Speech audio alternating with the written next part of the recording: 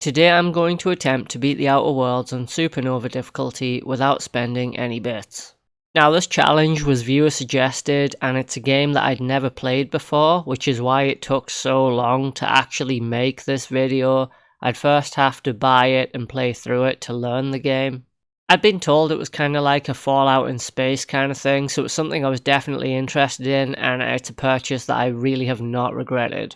But this ain't no game review, this is a game challenge, so let's jump into it. So there's only really 3 rules for this challenge: no spending bits, no cheats, and no flying into the sun. To be honest, I'm too new to this game to have an opinion about whether flying into the sun counts as an ending or not, but feel free to argue about it in the comments section, it will help the algorithm.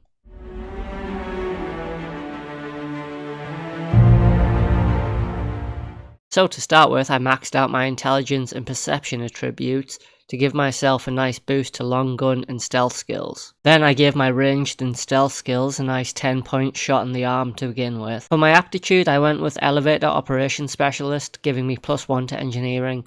This will be useful as I will have to constantly repair my items without the use of spending bits. Also, because my character is going to be a tight-fisted miser, and this video was supposed to be out before Christmas, I decided to call myself Scrooge.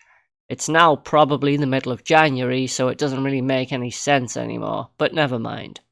So the game begins with wanted fugitive Phintius Wells rescuing us from our frozen prison aboard the Hope. Our landing pod crushed Captain Alex Hawthorne upon our arrival, which is a character they should definitely do a prequel on. I met a wounded man, persuaded him to give me his gun, and left him for dead. Now this is something I need to address. You see, unlike the Elder Scrolls and Fallout games, this game does not keep a record of miscellaneous facts about your character. Simply put, there's no screen telling us how many bits that I've spent, so in order to do this, I'm going to have to keep a detailed log of every single bit I collect through missions or picking up by accident. It's going to be very difficult and tedious, but I'll try my best to keep as accurate a record as I can. So supernova difficulty is effectively the hardest difficulty plus survival mode, so I'm going to be using a lot more ammo for this run. However, I don't think that's going to be the biggest problem here. The biggest problem is going to be the survival mode factor. Actually collecting things like food and water in order to survive. Most ammunition that I use can simply be replenished by looting the corpses of the targets that I've killed, so I'm not really too concerned about that, and even if I do run out of ammo, I can always rely on melee. Once I'd reached the unreliable and hit level 2, I put my skill points into stealth, and I picked the toughness perk, giving me a +50 to my base health. Now, I'm not saying that I'm going to be doing every single quest in the Outer Worlds, however, I am going to have to do a lot more than I would normally try to do in a challenge run. You see, the more quests I complete, the higher level my character is going to be, giving me a better chance of completing this challenge, as well as the fact that I'll be able to collect a lot more items along the way. So to that end, doing as many optional quests as I can seems like a good idea. Collecting the gravesite fees for Silas seems like a really good place to start, as well as dropping in on Reed Thompson to start the main quest. Now I did check, and the gravesite fees are not actually bits that you can collect and therefore give back to him. They count as a miscellaneous item and do not affect your bit counter. Once I'd returned the gravesite fees to Silas, I hit level 3 and collected my first 300 bits. I put all of my points into stealth before starting the Die Robot Die quest. And I also went to meet the deserters in order to get more quests. It's also part of the main storyline. I then had to return to my ship to sleep, as you can only sleep on your ship in supernova difficulty. At this point I noticed I was getting extremely thirsty, and I had no water or anything that would rehydrate me. Obviously I can't buy these supplies, however I was able to loot some from a house on the right just outside of Edgewater. I was able to loot a plasma rifle off one of the raiders on the way to the power plant. Now this was extremely useful because there are lots of robots here to kill. And the good thing about taking out robots is they always have energy cells, therefore I'd always be restocked with ammo. While I was in the plant, I was able to level up where I put all of my skill points into stealth and took the Slow the World perk, giving me an extra 25% to my tactical time dilation meter. I accidentally picked up 3 bits from this guy, before diverting the rest of the power to Edgewater. Adelaide was understandably less than happy about this. However, I told her that I'd convince Reed Thompson to leave Edgewater. And after picking up the power generator, that's exactly what I did, before heading off to do the Long Tomorrow quest given to me by Abernathy.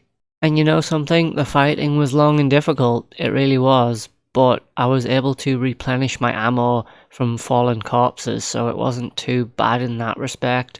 The biggest problem I had though was my thirst and hunger. And of course you can't save on supernova difficulty unless you go through a loading screen or you return to your ship, and you can completely forget about fast travelling, which means dying is punishable by clearing a whole area all over again. And while I was fighting my way through to get Abernathy's medicine, I was getting some serious stat debuffs. But it was all worth it, as giving the medicine to Escher gave me the experience I needed to hit level 5. She also gave me 1250 bits. I put all of my points into dialogue, as having a good persuasive skill is very useful in this game. And this is where I made my first mistake. Or maybe a recording error or something, I don't know. Basically, the gameplay here is actually from a month previous. It took me a really long time to get this video out, and I did something between talking to Escher and talking to Miller. A Google search told me that Miller gave me 500 bits for completing the Die Robot Die quest, which is strange because it actually didn't show up on the game, so maybe that's a glitch. And while I don't exactly remember, I know I did a lot of stealing from Edgewater, so it's possible that I picked up the extra bits that way. Either way, I've gained an extra 625 bits. By this point, thirst was becoming extremely problematic. I was able to fight my way through all of the marauders and rescue Zoe. Returning her to the deserters would grant me extra reputation with them. I was also able to gain some valuable loot along the way as well. I completed the Frightened Engineer quest, where Thomas Kemp gave me 1,000 bits. Informing Adelaide that Reed Thompson had left Edgewater gave me enough experience to hit level 6. I put all of my skill points into dialogue and took the Lone Wolf perk. Then I realised that I hadn't actually collected the last volume of mechanical engineering for Thomas Kemp, so I had to go back to the plant in order to find that. Because I was extremely hungry and thirsty, my health would not regenerate naturally. After I'd completed my last quest for the deserters, I slept to regain my health, and then it was on to Groundbreaker. Hopefully better things would lie in store for me.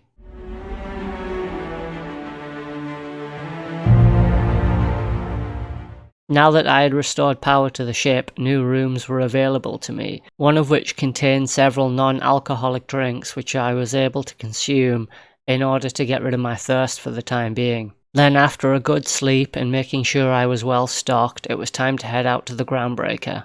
I headed straight to Udon Benford to get my ship out of impound, and I hit level 7 where I decided to put all my skill points into ranged weapons as I felt I was becoming a little bit weak. Also, anything that wasn't nailed down I planned on stealing. I was desperately in need of more drinks. I spoke to Gladys about investigating some things for her in Roseway. I then proceeded to steal pretty much everything that I could from her. Once on Roseway, I found the 3 people that I would need to talk to in order to get the quests relating to the information that Gladys wanted, naturally stealing everything that I could along the way. My first target was Anton's medical journals. To be totally honest, at this point enemies weren't really causing me too much trouble. The biggest issue I had was finding non-alcoholic drinks. I never seemed to find myself short of ammo, as everything I killed would always provide me with more. I returned to Anton and told him that I found his associate but did not return his research notes. This gave me enough experience to level up again. I put all of my skill points into long guns and took the Resilient perk. In order to get Kane's research, I was able to persuade Porter to give me a security key card. I picked up as many food supplies from the canteen as I could. And with my survival mode requirements now in check, it was time to deal with all the Raptidons. I was beginning to run dangerously low on energy cells, although the Raptidons didn't really take too much killing. I was also able to ventilate the gas, which in theory was supposed to deal with the rest of the Raptidons. I then vaporized Cassandra O'Malley and took the research notes. When I eventually did acquire everything for Gladys, I realized that I'd made quite a mistake. You see, I believed that I could trade all of the items and information that I'd collected in order to get the stellar nav key. Turns out I was wrong. She just gives you enough bits in order to pay for the nav key yourself. So, I don't really know enough about this game just yet, but a Google search told me I could in fact steal it from her. But when I was unable to locate it, I just decided to kill everyone. Now, obviously this was going to ruin my reputation with the Groundbreaker, and I thought I could actually recover the situation. You see, certain factions will help you on Tartarus. I didn't know this yet, but I'd just completely alienated the Groundbreaker from helping me. I went back to my ship and told Ada that I just killed Gladys. She was able to get me access to a more dangerous landing pad called Casadina on Monarch. But I still naively believed that I was actually able to get the Groundbreaker on side, so I headed back and did a quest involving finding someone in a medical bay. This allowed me to level up again, so altogether not a waste of time. I poured all of my skill points into long gun skill and took the Quicken the Dead perk. Now, I really did try my best, but the Casadina landing port was just far too difficult right now at least, so I'd have to find an easier way to get to a safer part of Monarch. So I told Udom Bedford that I knew where Fintius Wells was hiding. This would grant me early access to Byzantium, as well as getting enough experience to level up, where I poured all of my skill points into long guns.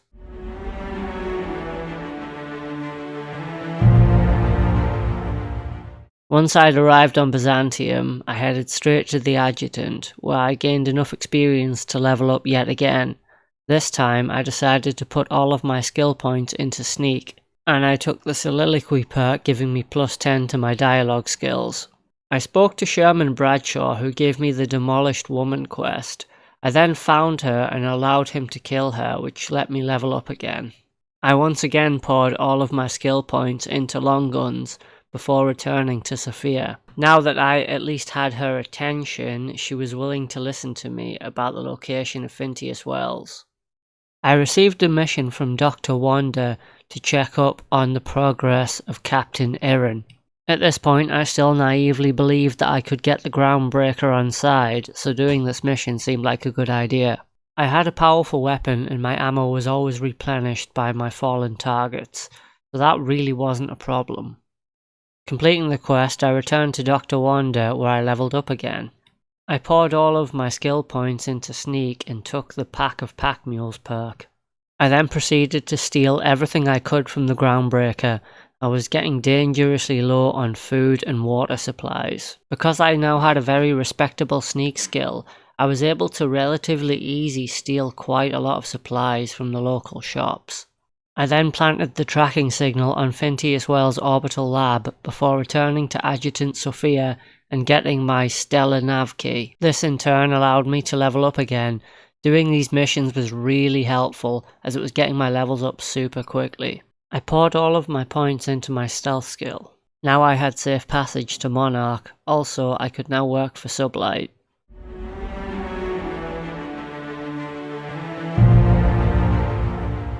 As soon as I'd landed on Monarch, I headed straight to New Yorker and asked her how to get to Devil's Peak. I decided to do a few quests around Stellar Bay as well in order to get some more experience.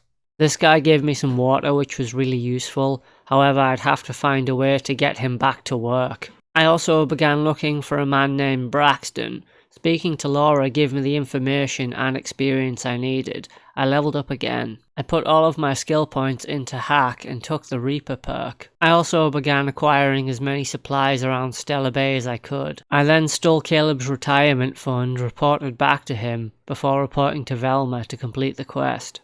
I also convinced Sebastian to go on a date with Cecilia.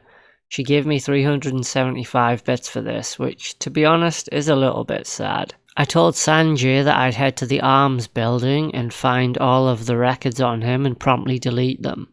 I only had a few Raptidons to deal with, but I was actually quite powerful, so they weren't really too much of an issue. Also, while I was looting the arms building, I think I accidentally collected a few bit cartridges without realising, because my total is now 18,007. Mistakes will happen, I guess. I know I definitely picked up 34-bit cartridges here, and you know, sometimes it's just too easy to get click happy when you're looting. I also rescued Huxley for the iconoclasts before returning to Sanjar. I gave him the Bolt 52 cartridge and told him that I deleted all files in relation to him. The experience gained from this allowed me to level up again. I dumped all of my points into my hack skill before heading off towards the cannibal house. I ended up doing a mission for Sublight along the way, and to be honest, I could pretty much one-shot most of the marauders as long as I was sneaking. They'd always drop enough ammo to replenish me, and I'd cut through them all pretty easily. Ah, precious water. So I reached the cannibal house looking for Braxton. Obviously it turns out that they've killed and eaten him.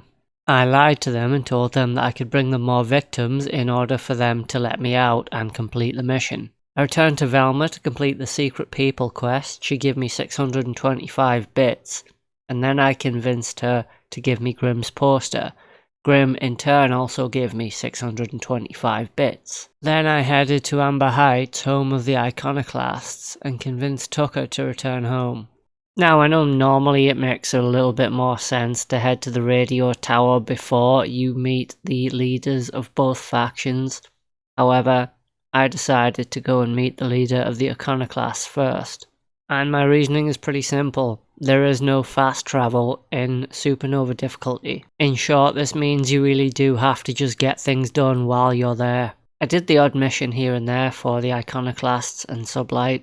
None of them give me any bits yet though, so that makes things a bit easier.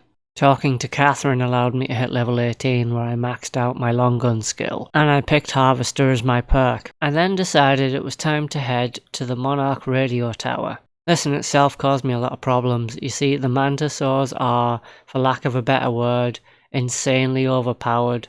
I think I'm actually a pretty decent level to be dealing with Monarch right now. My long gun skill is maxed out and I have a very good weapon, yet I still have a lot of trouble dealing with the Mantisaurs. To be honest, I was getting killed enough times that it was becoming, well, frankly, irritating. I of course realised that I didn't actually have to fight anything, I just had to run to the radio tower. So that's pretty much what I did. I looted any buildings I could find along the way, but otherwise I just ran past everything. That's not to say that this was easy. I was still getting killed a few times trying to run past all the Mantisaurs. And let me tell you, without the ability to save, that makes things extremely annoying. Every time you get killed, you have to go back to the start and try again. Eventually, though, I did make it to the radio tower. I was able to successfully snipe all of the enemies outside of the radio tower before heading inside. I looted everything in terms of food and supplies that I could before talking to Hiram. As we all know, he wants the radio signal clearing, and I was only too happy to help. I turned in the Family Matter quest in order to get some more experience. I also got 625 bit cartridges. Then I spoke to Sanjar and asked him to stop sending out radio signals. I'd also have to deal with the Iconoclasts. And to that end, I'd have to go and speak to Carlotta. It turns out where she was hiding out has a lot of supplies. Like, seriously, I got so much from here. Again, I accidentally picked up some bits. I only found this out when I went to speak to Arthur. After I'd leveled up, I noticed that my bit counter had gone up. I then poured all of my points into Persuade before attempting the Unseen Errors questline. I attempted to rescue a scientist. I failed, although I did get some pretty sweet headshots along the way. Once inside, I did as much looting as possible before finding proof of other corporate organizations on Monarch. I returned to Sanjar with the UDL data.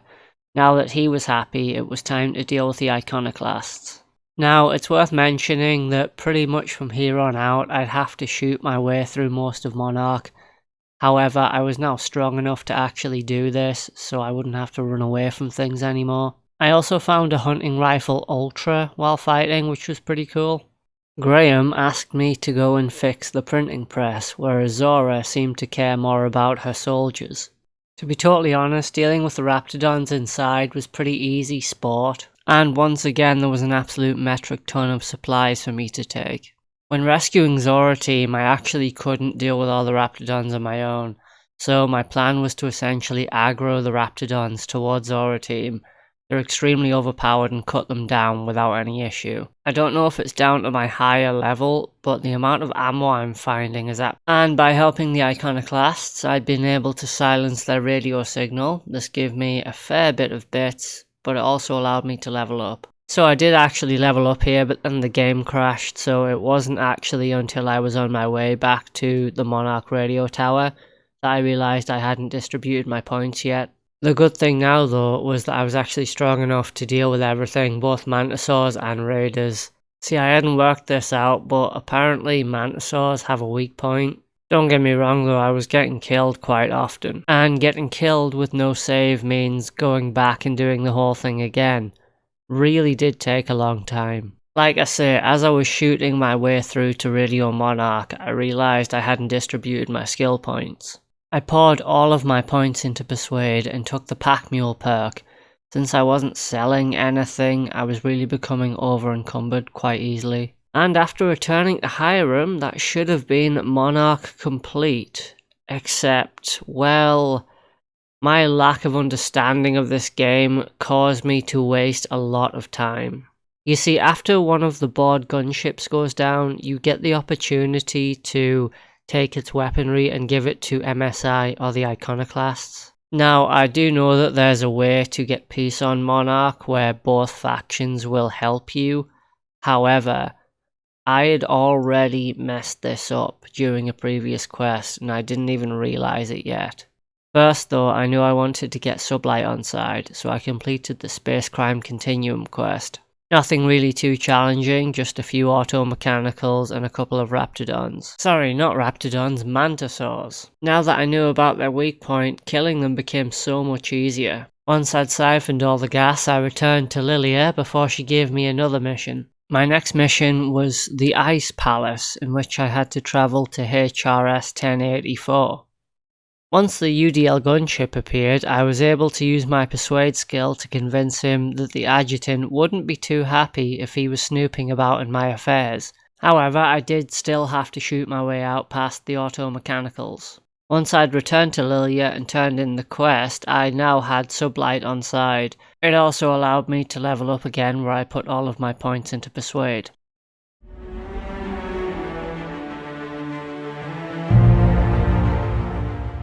So this next part's kind of annoying because I didn't really need to do any of it. I was trying to get a peace treaty on Monarch. Unfortunately I failed, but I collected a lot of bits that need accounting for as well as experience, as I'm certain I leveled up as well. So after speaking to Carmen Imagawa, I went and headshotted Dr. Eva before running the hell out of there. I simply wasn't strong enough to deal with the rest of the chemists in the room, but this did complete the chemist's last experiment quest. It also gave me enough experience to level up, so I put all of my experience into my hack skill. And finally, returning to Lilia one last time, I now had Sublight on my team. I was, however, beginning to run out of water and other drinks to cure my dehydration. I was able to find a few bottles of Purpleberry Punch lying around, so this would do for now. I made it to the C&P factory and shot my way inside. Thanks to my holographic shroud, I was able to remain undetected for some time. But to be totally honest, it was just a lot easier to kill everything. If and when I ever did get detected or my holographic shroud would fail, killing everything in the room would restart it. It also allowed me to get back any ammo that I'd lost. I met a man inside the factory who was giving me some serious cannibal vibes, although he swore to me that he wasn't. I killed him anyway though. Now that I completed that little quest for Sublight, I headed to the UDL down gunship on Monarch. And after stripping it for parts, I returned to Sanjar and asked him if he would be willing to make a peace treaty with the Iconoclasts. He told me that he might be willing to work with Zora if I could provide an adequate reference for her. So I shot my way through some Mantisaurs on my way to the Rizzo factory, collected the reference and returned it to Sanjar. Unfortunately, I'd messed something up previously, so Zora would never agree to join me.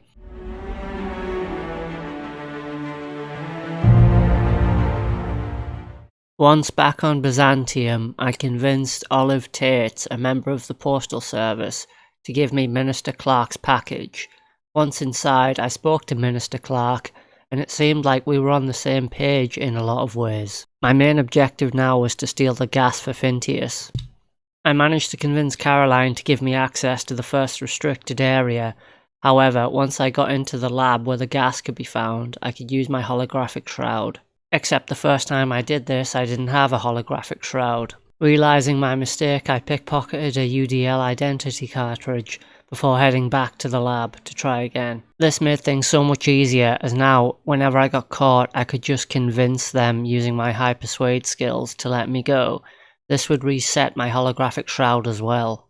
Then all I had to do was go get the dimethyl sulfoxide. Now, I think I said it was a gas earlier, but I actually think it's a liquid, so I don't know. Either way, I was able to level up again, where I distributed my skill points between persuade and hack. After returning to Phineas to tell him everything that I'd learned, I returned to my ship where I leveled up again. Landing on the Hope had given me enough experience. I put all of my skill points into hack and took the revenge perk. Once I was on the Hope, I was able to repair the Hope's skip drive and use the holographic shroud to run past most of the enemies. I destroyed those that I couldn't. Up to this point, I'd never seen a Mega Sprat before, so that was quite interesting. And with Ada hooked up to the Hope's computer, I flew the Hope directly into the sun. No, I'm joking. And thanks to my holographic shroud and a decent persuade skill, I was able to get out of there unharmed. Getting back to my ship, I learned that the board had now found the location of Phineas Wells, thanks to the tracking beacon that I planted on his orbital lab. So the corporate troopers on Phineas's lab were actually really difficult. I had to snipe them from a distance. Then when they got too close, I had to run back to my ship so that they would stop chasing me, at which point I'd continue to snipe them. Not only was it really hard, but it gave me some idea about what Tartarus was going to be like. Picking up the nav key for Tartarus allowed me to level up again. I distributed my points between persuade and hack.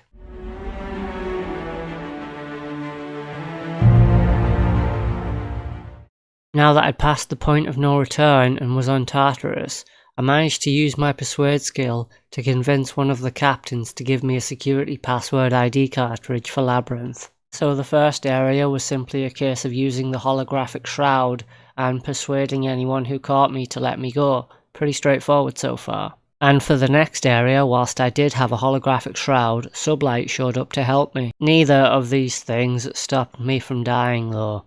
I tried to hack a terminal at the end of the room because there's quite a lot of supplies in there. I ended up getting killed. Then I attempted to shoot my way through the room and I ended up getting killed. So my new plan was, you guessed it, run past everything. I actually did manage to get into that room and I had a decent amount of ammo. On my way up to the adjutant, I thought I could just run past everything, but I ended up getting killed. It turns out that you actually need to stop and let them question you in order to continue. And I was able to use this to my advantage. I managed to get all the way to the adjutant without actually having to fight anyone. And after a brief conversation with Chairman Rockwell, it was time to talk to Adjutant Sophia. I put on my riot control gold armor, giving me a boost to my stealth skills. This would improve my hack ability, which I thought I would need. And finally, I was able to convince Adjutant Sophia to leave and hand over Phineas, beating the Outer Worlds without spending any bits. Also, I leveled up here. Now, I don't have the DLC, but I think even with the DLC, once you're at the point of no return, it doesn't really matter, so... Anyway, first of all, I'd just like to thank you for the video suggestion and for the game suggestion. I'd never played the Outer Worlds before, but this is an absolutely amazing game. I normally try and put a bit of wit or humour or funny commentary into these challenges, but since I'm just not really that familiar with the Outer Worlds, I think my commentary was probably absolutely terrible. But this is a game I've thoroughly enjoyed playing. I'm definitely going to be doing challenges on this in the future, as well as just playing it for my own enjoyment because it's such a good game. And if you did make it this far, I'd just like to thank you all so much for watching today. Please like, subscribe and leave any comments if you do have any. I do read all the comments. I mean, I got to play an amazing game because somebody left a comment on one of my videos. So yeah, please do that. And I will see you guys next time. Take care.